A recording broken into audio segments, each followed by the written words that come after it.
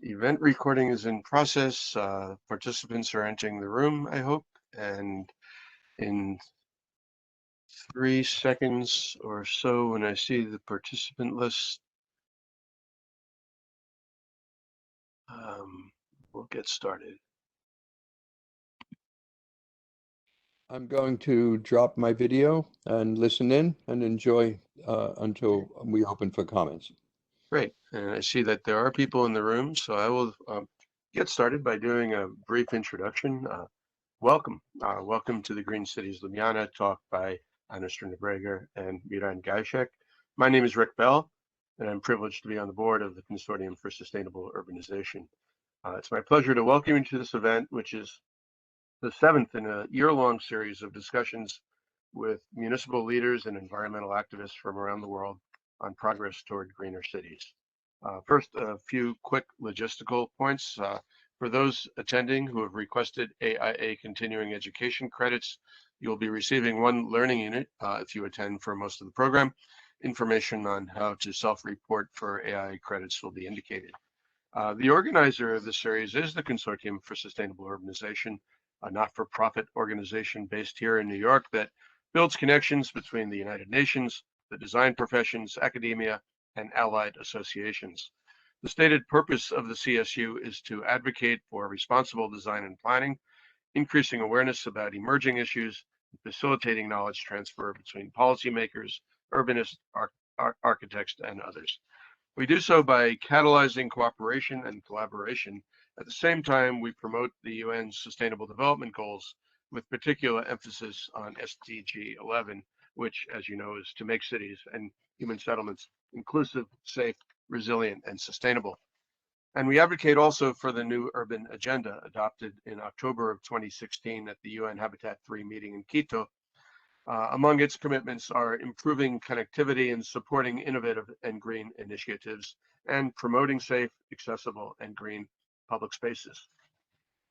I'd like to thank our partners in the Green Cities series, starting with the UN Habitat Office here in New York, the AIA New York chapter and its Committee on Planning and Urban Design, the UN Habitat Professional Forum, the NGO Committee on Sustainable Development, NY, New York, the Center for Buildings, Infrastructure, and Public Space at Columbia University, where I work, Creative Exchange Lab, Center for Architecture and Design in St. Louis, and last but certainly not least, Perkins Eastman for providing the platform for this series.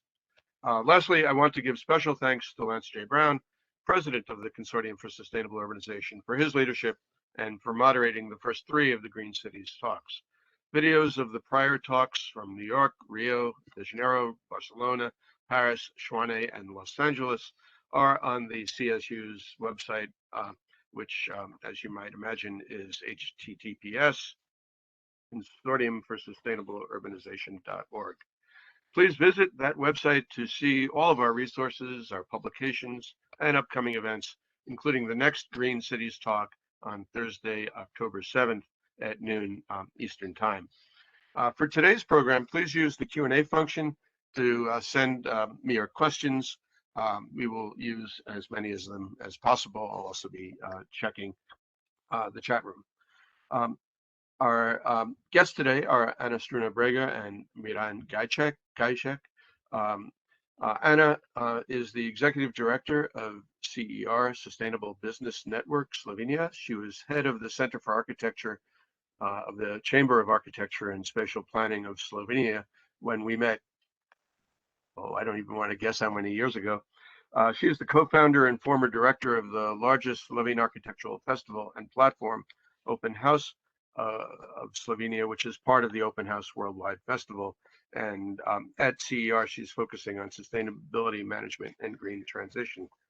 Miran Gajcek is studied at the Faculty of Architecture in the University of Ljubljana, as well as the Faculty for Civil Engineering and Geodetic Survey.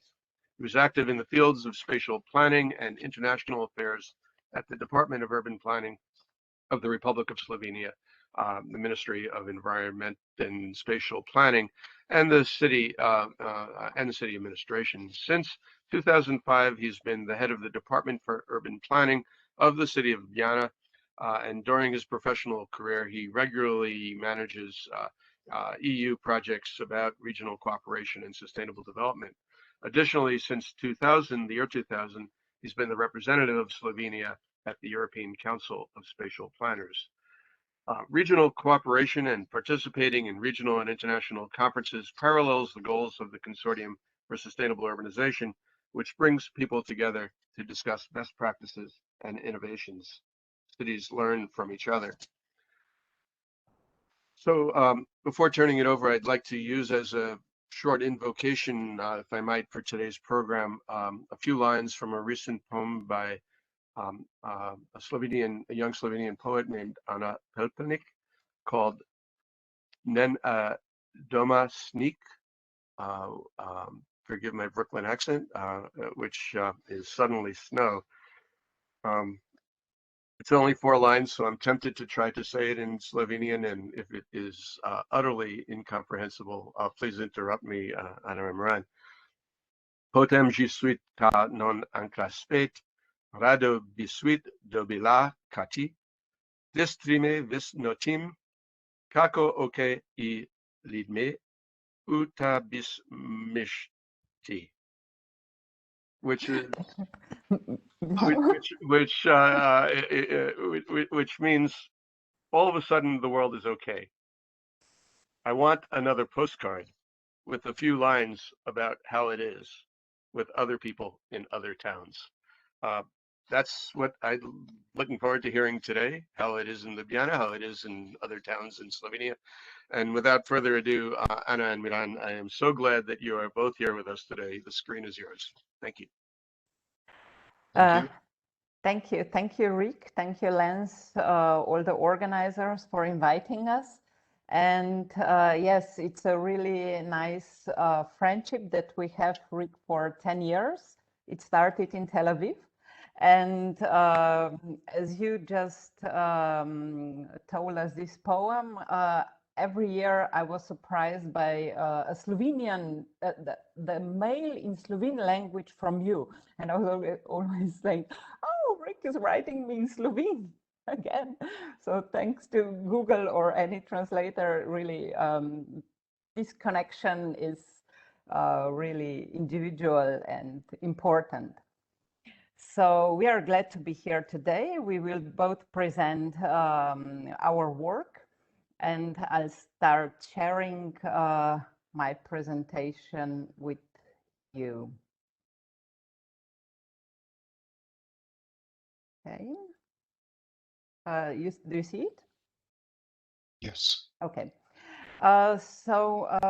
Today I will be focusing on changing climate for the cities and the business and accelerating the green growth in the cities. But before I start, so where we come from Slovenia, Europe, a really tiny country.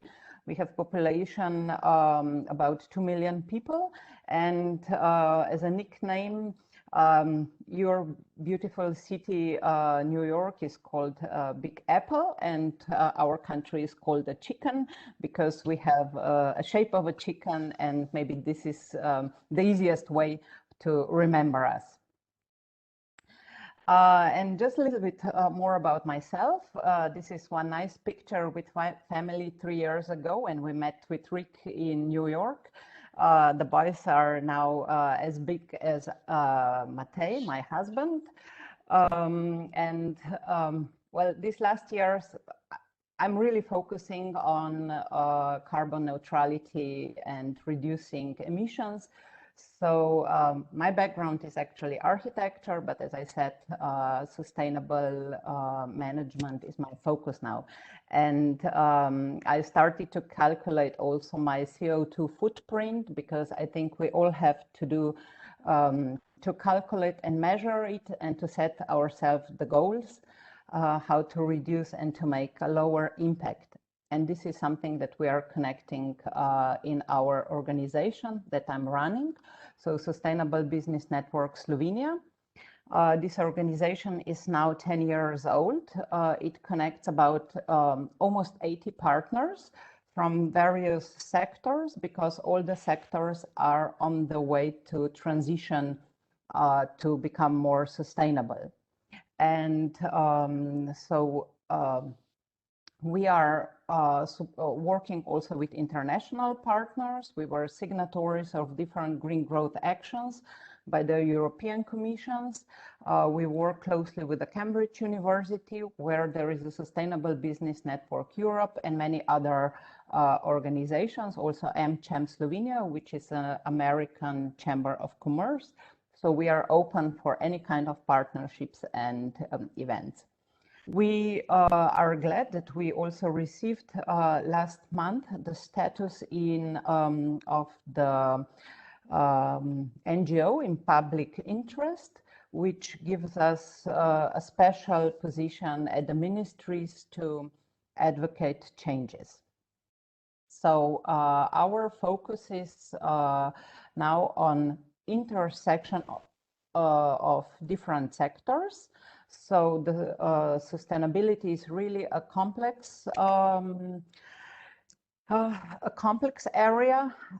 So we want to break silos and also to make new connections among partners. So we have three types of advocacy activities. The first one is advocacy, because all this transition to carbon neutrality and climate neutrality, it needs new regulations, new standards, new technical regulations. So we work closely with our partners on that field. The second one is capacity building with educational programs. And of course, it's very important networking and getting new partnerships. We work with different stakeholders, decision makers, policy makers, business communities, and of course with opinion makers. Last year, first we were the signatories of Green Recovery by the European Sustainable Business Network, and then we established the Slovenian Alliance for Green Recovery. And it was really interesting that in 3 weeks, we got more than 100 signatories, big, small companies, cities, universities. And this was exactly at the start of the COVID. So we had to completely change our program because we were mostly event oriented. And then we really had to turn to online and activities that could connect. And actually, I can say the COVID made a push for us. And since that time, we were really growing. And at the moment, there are 6 people in our organizations working on these topics. We are attending different, so just to finish, for this Alliance, Green Alliance, we even got the award by the largest business Slovenian newspaper. At the field of capacity building, we do events with our members, so cross-sectoral workshops. We make position papers for the government, and we do also events with the younger community, because we see that this sustainability is very much connected with the young generation. That's why we want to involve younger people, and we make hackathons and educational programs with them. We just finished with the campaign for better indoor air, and we are now preparing a new national campaign for achieving the goals of Green Deal in the business. And yes, networking, it's of course very important. We were doing also the delegations to other countries. We were connecting, we were in Denmark, in Paris, in London, to see green technologies and the partners from that area. And we are also inviting foreign delegations to come to Slovenia and organize them the visits of specific topics that they're interested in. And right now we are working on the certificate. Well, we just changed last week the name, but I don't have the new image. It will be Seal of Excellence, an award for climate action in business. And we have about 100 questions with the ESG criteria, where the companies will go through these questions and set the goals, measure their action, and they will be prepared for other global certificates on the market depending on the sector they are working on. So in short, this is about our organizations, but in my second part, I will be focusing where we connect with the cities.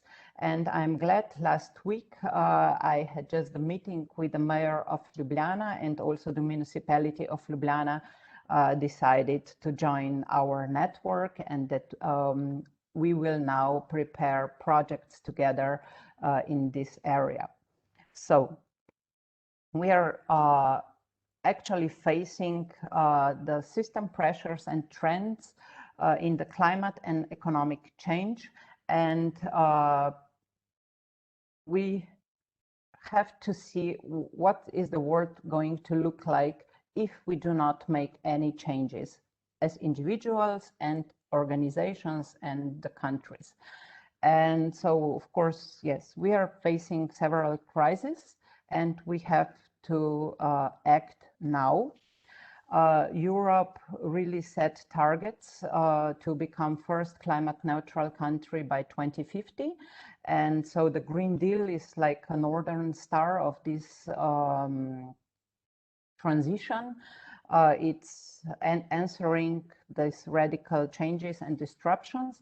And of course, from the field, from the point of view of the cities, we are facing rapid urbanizations and also pressures on the environment, and of course on raising the temperature and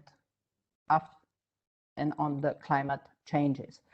But we also see the opportunities if we take actions now, and this is important for the city planners and policymakers to develop new opportunities, new solutions that will answer and make our environment healthier and more resilient on all these changes that we are facing. Just for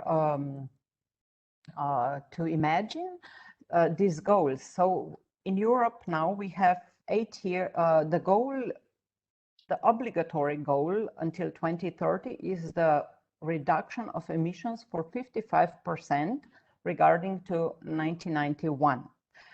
This is 8 years time. So we are really in a short decade to achieve these changes.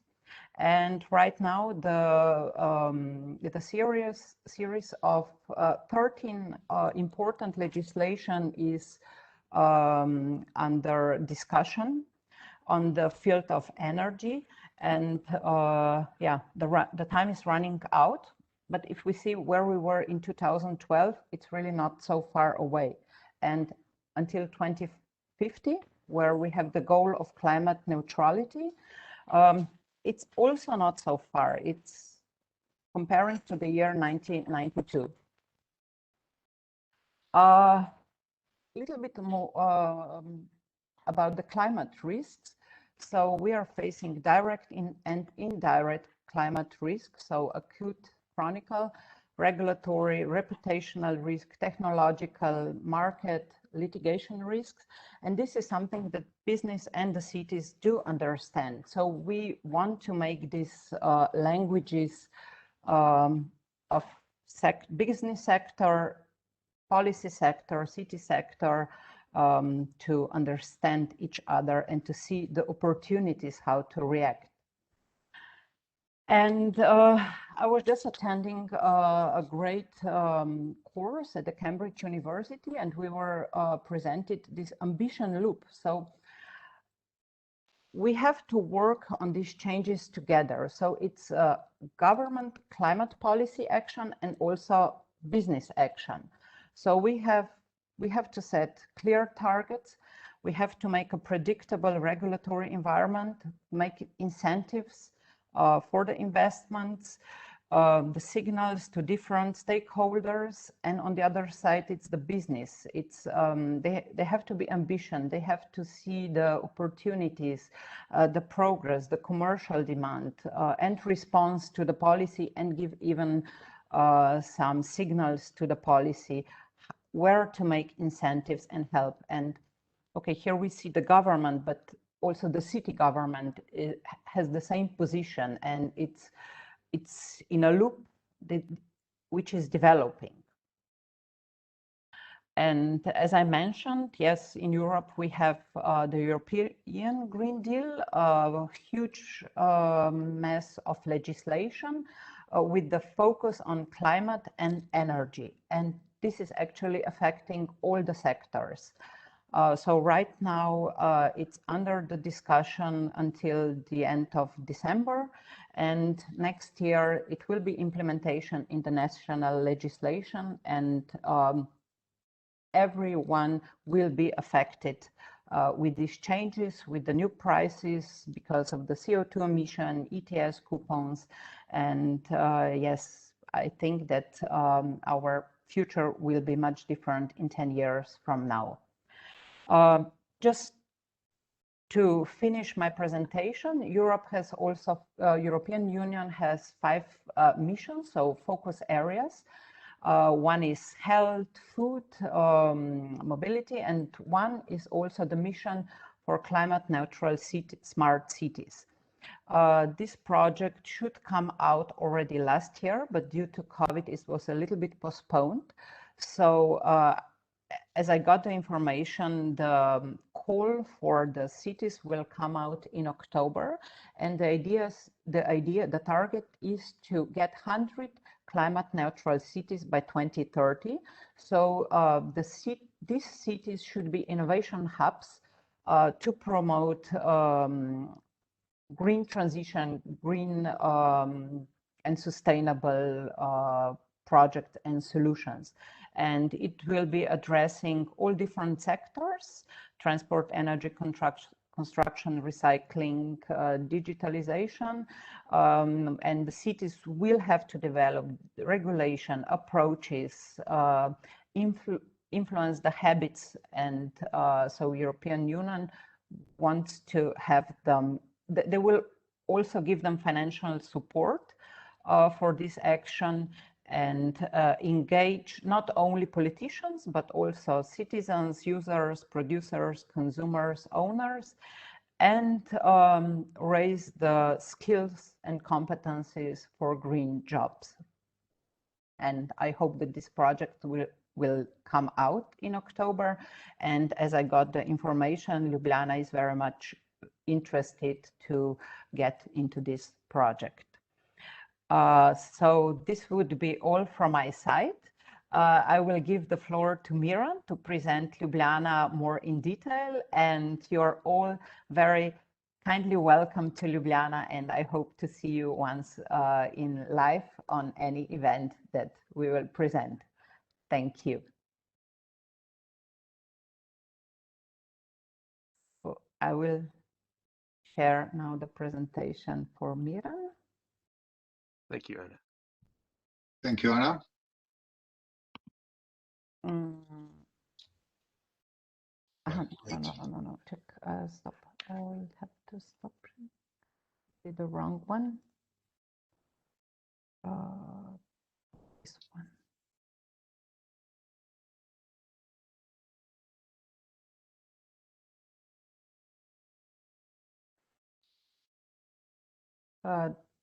Do you see? Yeah, this is the first one. So good afternoon to everybody. So many thanks for the invitation, for the possibility to present, let's say, urban development in Ljubljana, the European Union Green Capital 2016. And thank you to Anna and to Rick for organizing this event and the preparatory meetings. So first of all, I would like to explain to you what is maybe the most important issue in Ljubljana, why we have been quite successful or so successful to be the first European green capital in Central and Eastern Europe. First is the very strong leadership of our mayor, which is mayor for 14 years, and let's say the capable professional administration. This combination is the very important one. And the second is the position of Slovenia. I do believe that some of you have been in Slovenia or in Ljubljana, maybe some of you not. But let's imagine the country with 2 million inhabitants and 20,000 square kilometers. It's not a lot in the very heart of Europe, but we do have the alpine space.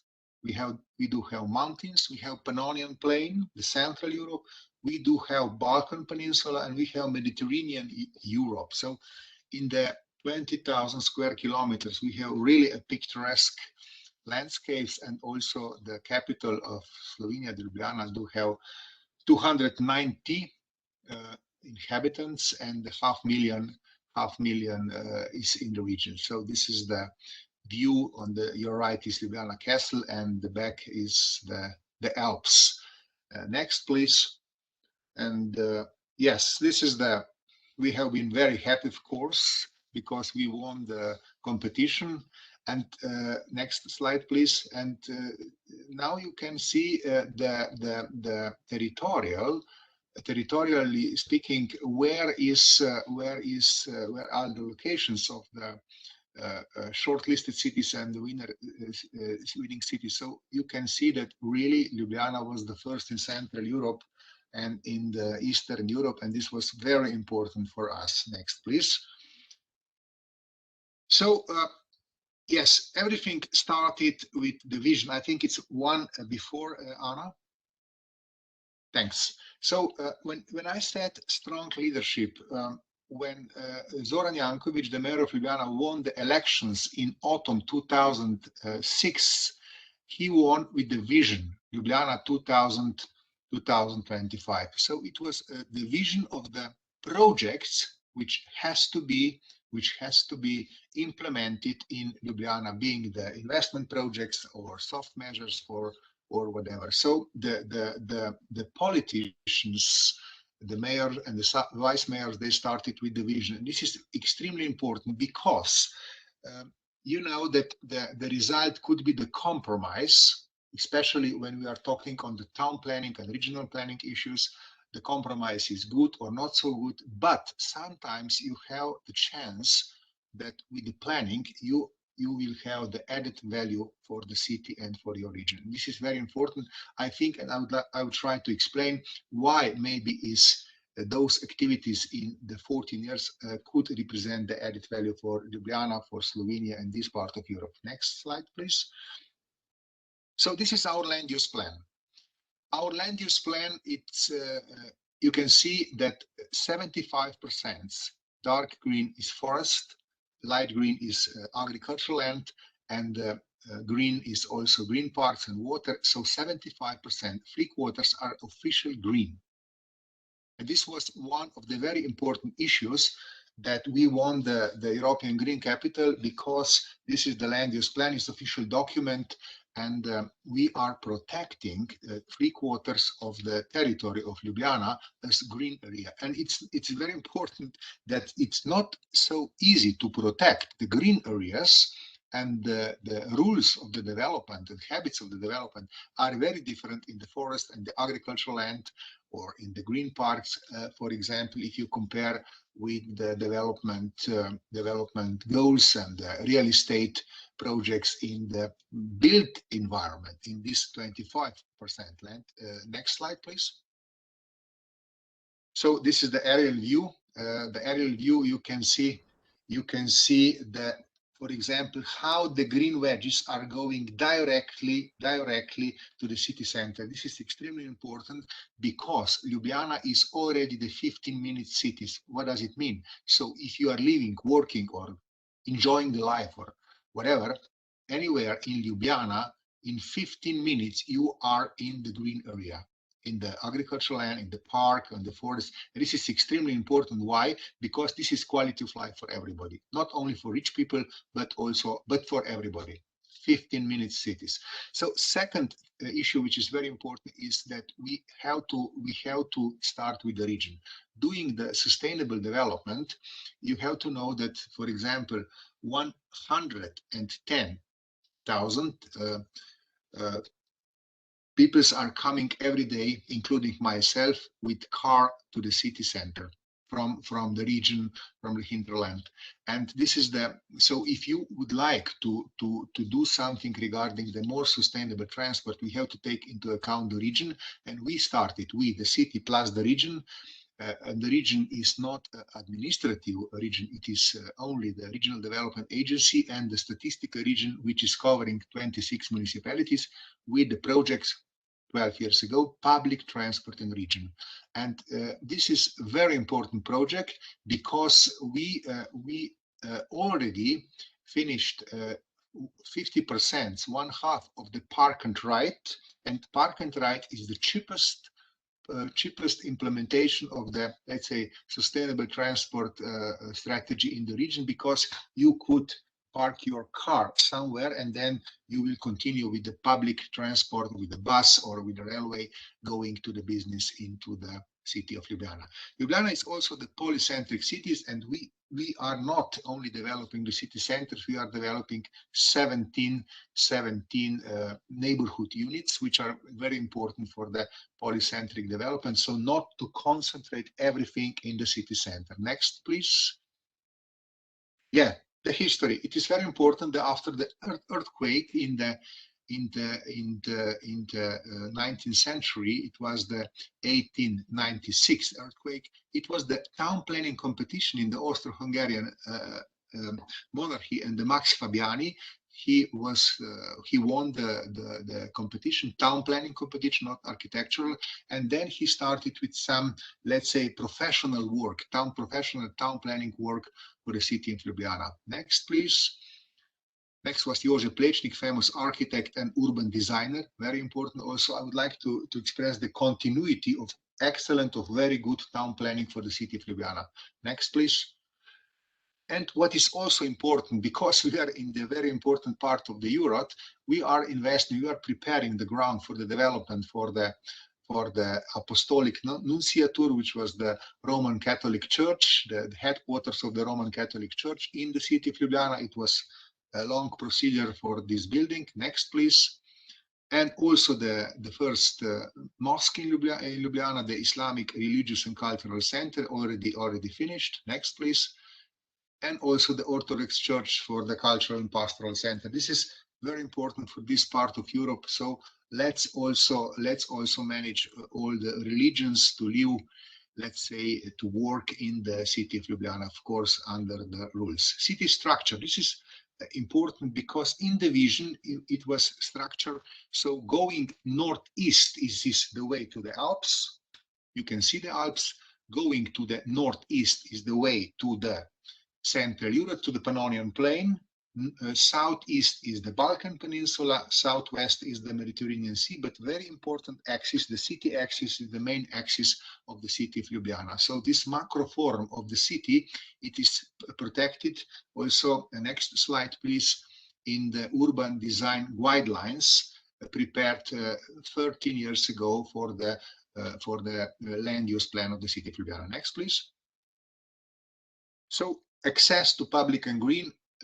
Now I'm explaining to you how we are taking into account the green areas and then to access to public and green, but access for, of course, for the inhabitants of the city of Ljubljana and for the guests. And this accessibility is extremely important. The standard of accessibility, as I already described, is 15-minute cities of the city of Ljubljana. Next, please. So now the results.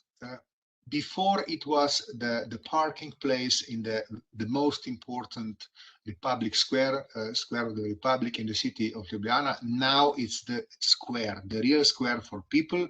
So you can see two buildings, the most important Slovenian bank, Ljubljanska banka, and on the right side is the private building. There are many different activities inside. On our back is the Slovenian parliament. So now we have the open space to everybody, not only for cars. This is the result of the sustainable transport strategy. Congress Square also, we put, this picture was 15 years ago. So now it is the public space for everybody, which is open to everybody, and there is the underground garage. The underground garage for 760 cars has to be there because we are using cars, of course, not so much, but we have to use sometimes. Next, please. Hribarjevo embankment. So this is the embankment of the Ljubljanica river. It is the reconstruction, the new design guidelines, and the whole embankment of the Ljubljanica river was reconstructed into the more public-oriented space. Next, please.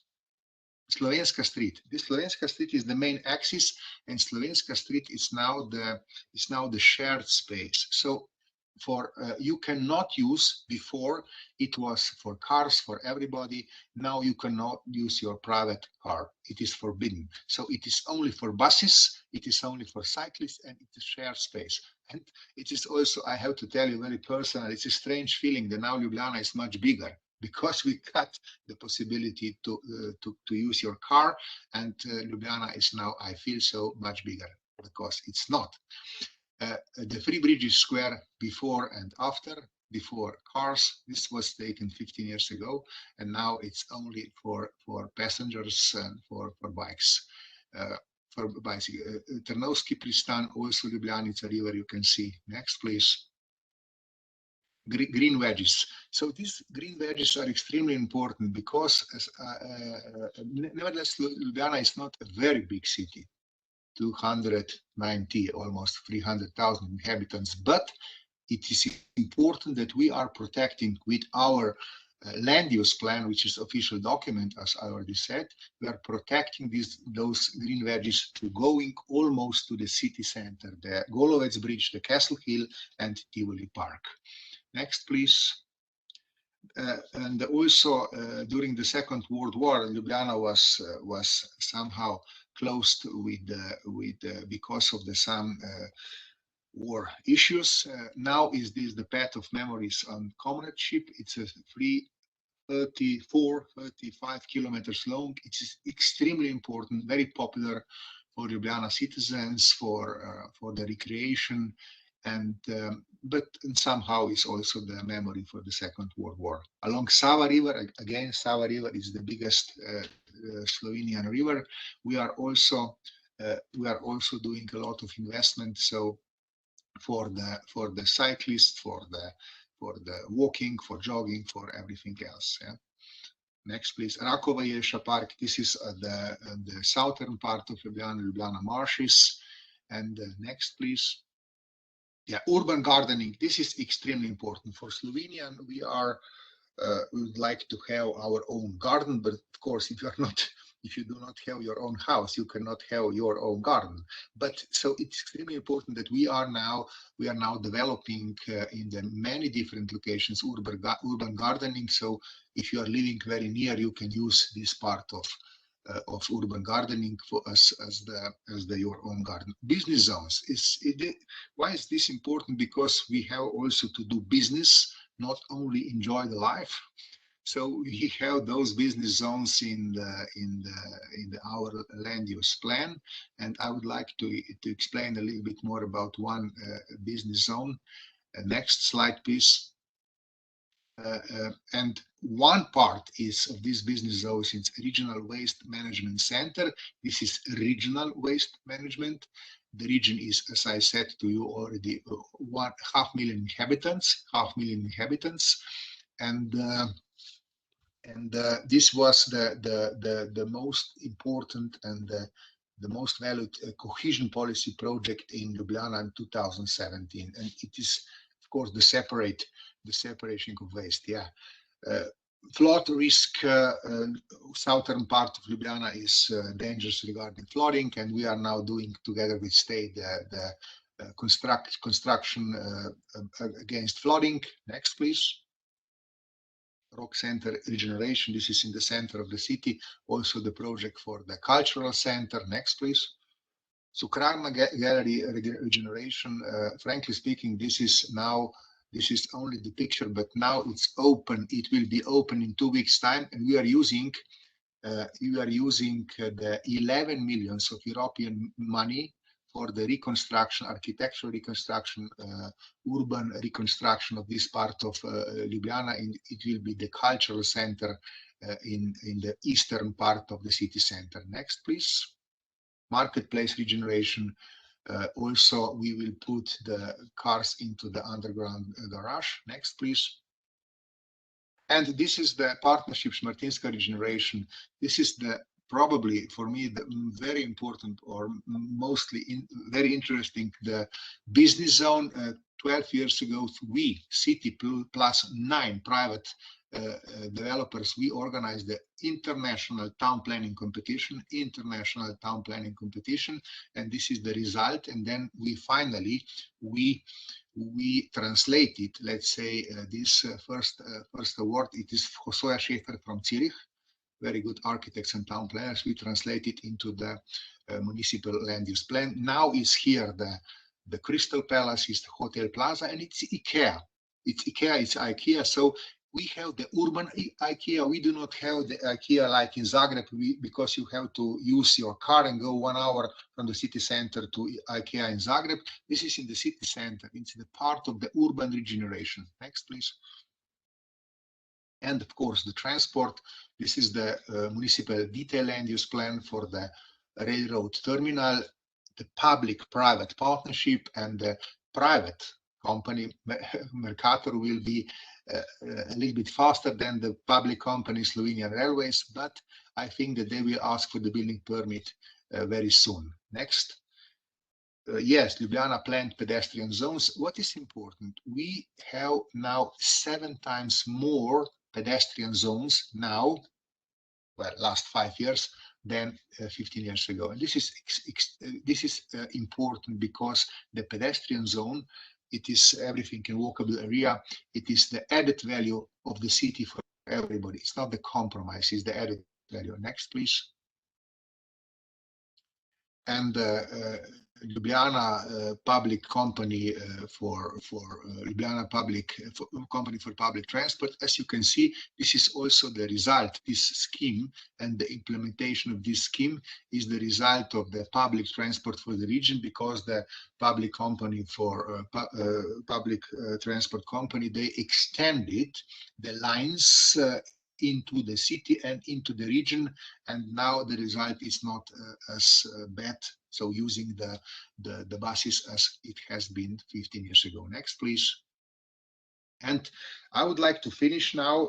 I do believe that you maybe will have now some question, but if you have any question, please, this is my email address, and do not hesitate for any other questions or criticism or whatever. And I will finish also with the message. My message is that, especially now in those terrible times of the COVID crisis and so on, and the planning, the programming of the future is extremely important.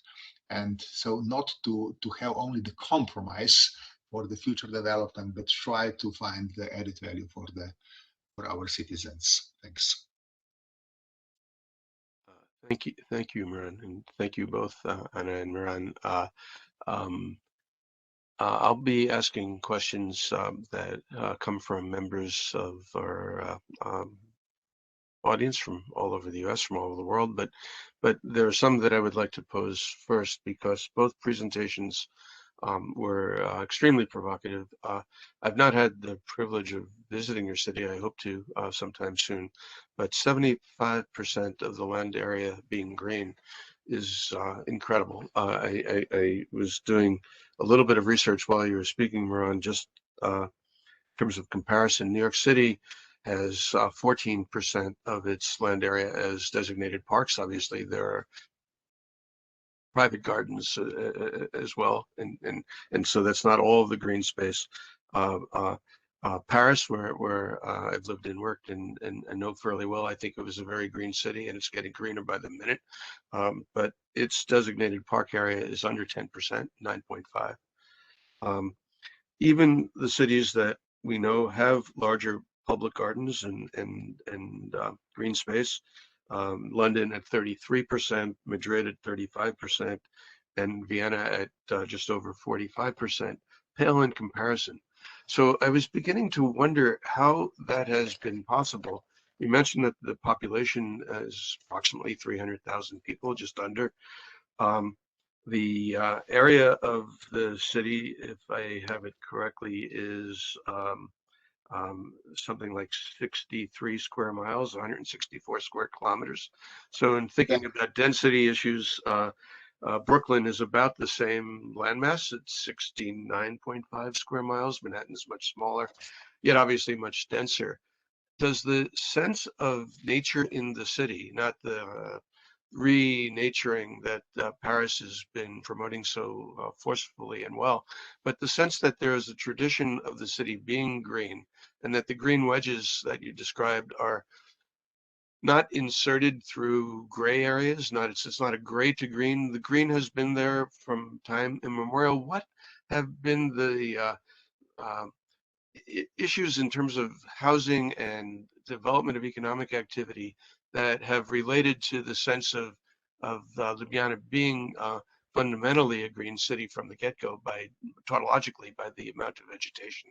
Does it change the character of the city to have 75% of its landmass forested, or in other ways in urban gardens?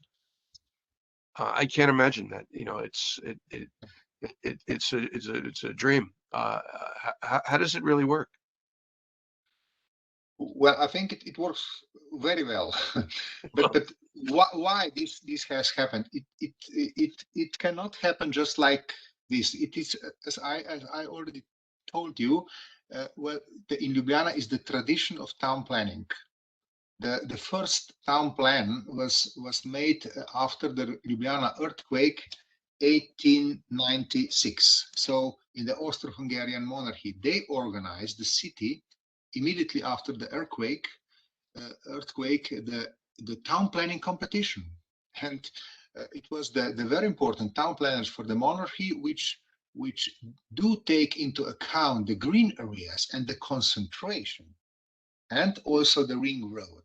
So the tradition of good town planning, and it is very important in Ljubljana. For example, I already told that when we organized the town planning competition for partnership, public-private partnership, Smartinska, it was an international town planning competition, because we would like, under the principle of urban regeneration, not to find the location for IKEA in the hinterland, in the green area, but in the city center. Well, almost in the city center. And when we was in the jury, and we are explaining to the jury for European Green Capital, one professor asked me, how many percent do you have in land use? I have 75%, 3/4. And he said, do you know the value of this? And then I find out that this is really the value, because we are protecting this, but this is really the added value. Maybe I just add that in 60s and 70s, when Ljubljana was really growing and expanding, also at that time, after the Second World War, all the new areas, sleeping areas with multi-housing blocks, they had really a lot of greeneries and places for children, playgrounds, basketball plays. This was really because it was a time of the socialism, and so it was these community areas. It was important at that time. And since 30 years, since we are independent Slovenia country, there is a lot of appetite in the cities, in the city, to in these green areas to start building blocks. And we have the issue on this area, Miran. That's right now? Yes. It's valuable areas because they're green, they're in the cities, and the people are now protesting because they want to have these green areas and they don't want that it goes into the private hands to start building there. So this is one of the benefits of the previous politics that we had. You know, if we're talking about politics, and why not, we're in the midst of a mayoral election in New York, and we have a new governor in the state of New York, and we've had a recent presidential election. It occurs to me that the concurrence of local municipal policy and national policy is fundamental but rare. We have not benefited from that always in the US, not recently. That's changing quickly. It seems that the mayor of Ljubljana and the president of Slovenia have similar goals, but come from slightly different political backgrounds, if I read between the lines correctly, not from what you said, but what I've researched, you know, different political parties. When we talk about public-private partnerships that require regulatory and political buy-in, at least for the public sector participation to be successful, you know, Ljubljana, unlike New York City, benefits from being a capital, being a primary center. Can you both describe a little bit about how the ambitious goals, particularly relating to carbon reduction, greenhouse gas emission reduction, what was it, 55% reduction in the EU? Is it Fit for 55? Is that the title of the 55% reduction by 2030? How does that differ at a national and a municipal level, if at all? Okay, Miran, probably you will be able to address this question. Yeah, I will try. So, but first, Rick, you said that this understanding of the politicians how important is to plan our future is fundamental and rare, if I understand. And I agree with you totally, because we are lucky now that we have 14 years the mayor who do understand how important is planning. It's not easy to work with him. Today I have 2 telephone calls and 1 meeting. So, but we have some results. But your question, so. Yes, well, I think that Ljubljana is a little bit in front of the state because we do have a huge problems with every government, left, right, central governments for last 14 years, because the government do not start with the, for example, very important project for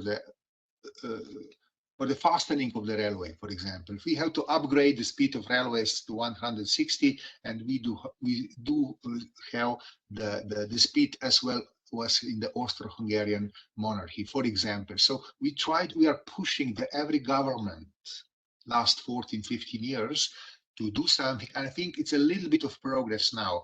But it is extremely important that this, let's say, international cooperation, because we can say to our politicians, to our government, but there is the situation much better. I don't know, in the Baltic countries, Estonia, Latvia, and Latvia, there is extremely important rail project, Rail Baltica, using European funds. So from the city point of view, let's say that we are quite successful, but I cannot be very happy, very with the cooperation with the state. It is the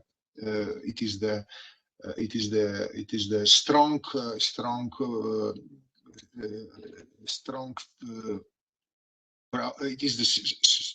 opportunity in the near future to do something. Okay. Maybe I will just try to answer the question regarding 55% emission reduction. So there were already targets before, and Ljubljana is trying to reduce emissions in buildings. In the most of the public buildings have been energy renovated, and they started this public-private partnership. Miran, this was about 5-6 years ago with Petrol Result.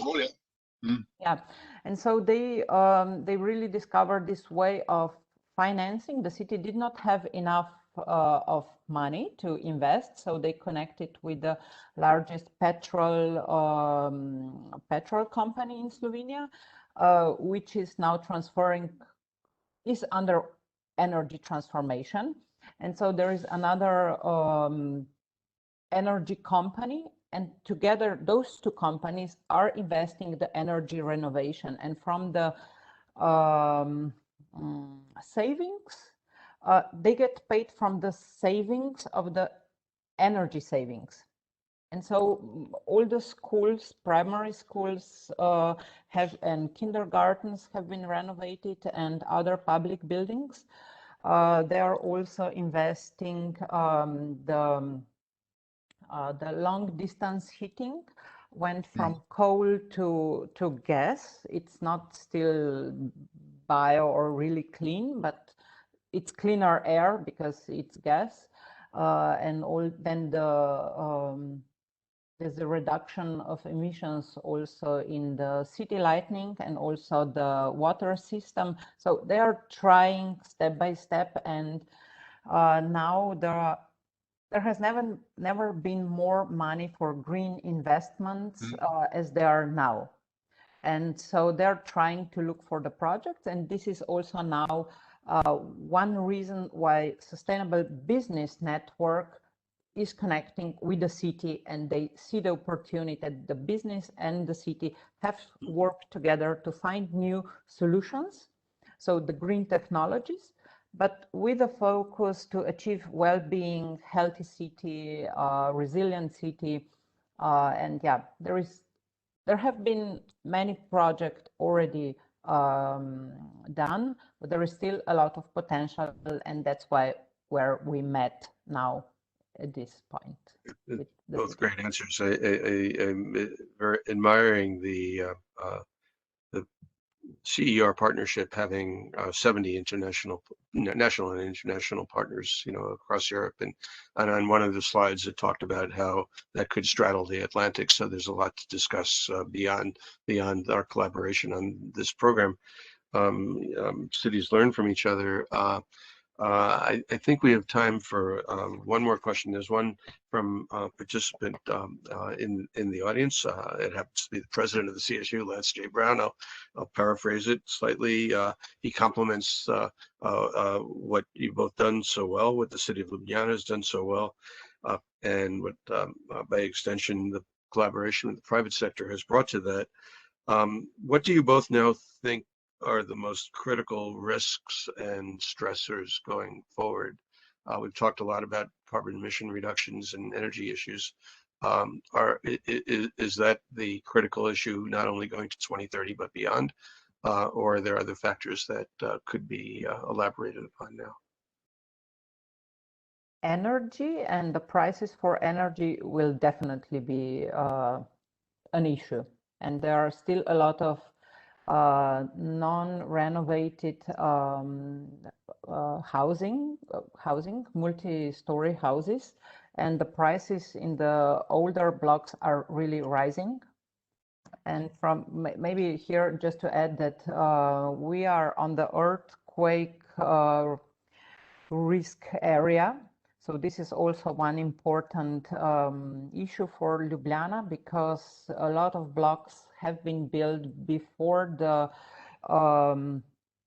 more statical technical demands, and this is definitely. So now we are making this energy renovation without the statics.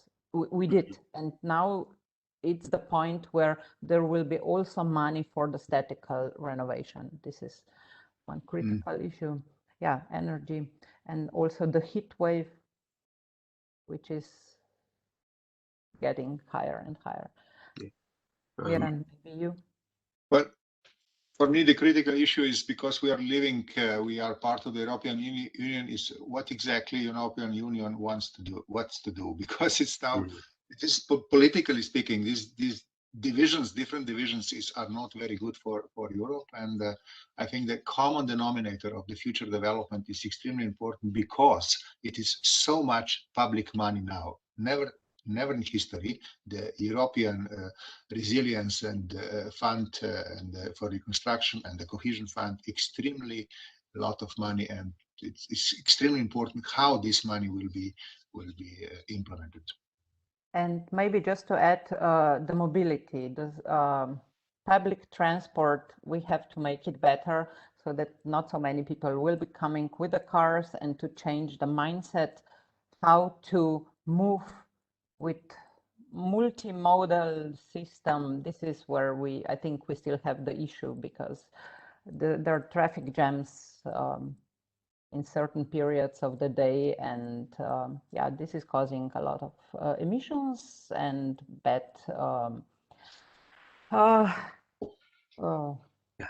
we are not happy being in the jam.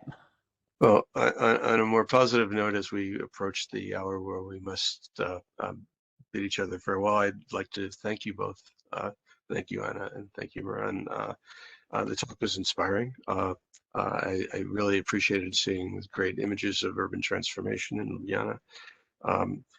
You both mentioned in different ways the necessity to address environmental issues on the regional level and call it the continental level with the European Union.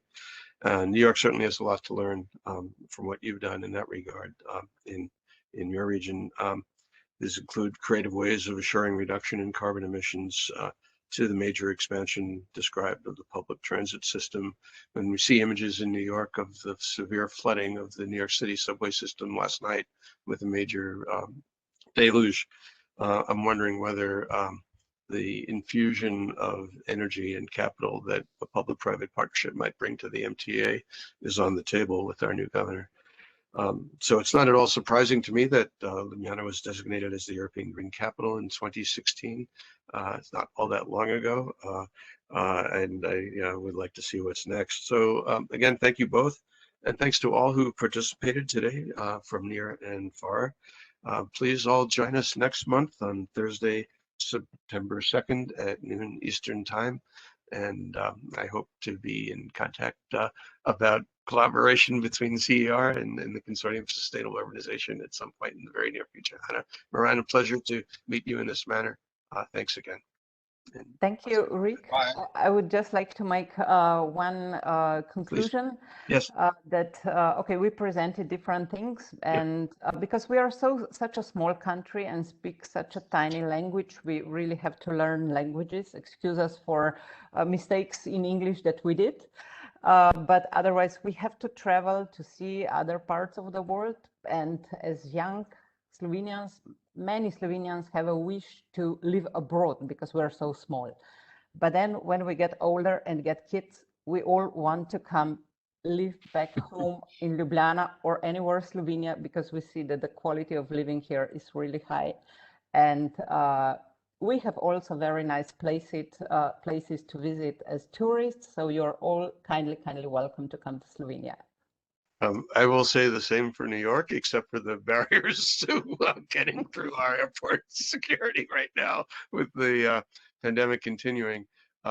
We hope that the health situation changes worldwide and quickly, and to that end, thank you also to Perkins Eastman and to WebEx for providing the platform that we could at least have this conversation virtually today. Next year in Ljubljana. Great. Bye. Bye. Goodbye.